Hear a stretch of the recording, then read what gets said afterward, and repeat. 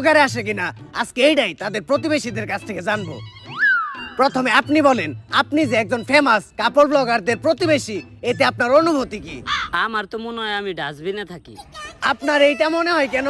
কাপড় ব্লগার মানেই তো আবর্জনা, আর আবর্জনা তো ডাস্টবিনেই থাকে। আর এই আবর্জনার পাশে আমরা থাকি দেখা আমাকেও মনে হয় যে আমরা ডাস্টবিনে থাকি। তাই কাপড় ব্লগারদের দ্বারা আপনাদের কি কখনো কোনো উপকার হয়েছে? হয়েছে তো। আমার জীবনে সবচেয়ে বড় উপকারটাই এই কাপল ব্লগার কো দ্বারা হয়েছে। কিভাবে আপু? এই যে আমাকে একমাত্র সন্তান জন্মের পর থেকে বুবা ছিল, ডাক্তার কইছে ও কোনোদিন কথা বলতে পারবো না। তারপর ও হঠাৎ করে একদিন রাস্তায় কাপল ব্লগার কো দেখলো। তারপর সবার মতো ও কাপল ব্লগার কো গালি দিয়ে ফেলাইলো। ওই দিনই প্রথম আমরা ওর মুখ থেকে কোনো কথা শুনলাম। তারপর থেকে ও রেগুলার কাপল ব্লগার কো গালি দেয়। তো আপু, আপনাদের সন্তান প্রথম কাপড় ব্লগারদের দেখে মুখ দিয়ে কোনো একটা বলেছিল, এইটা যদি একটু বলতেন। নাটকের পোলা। এই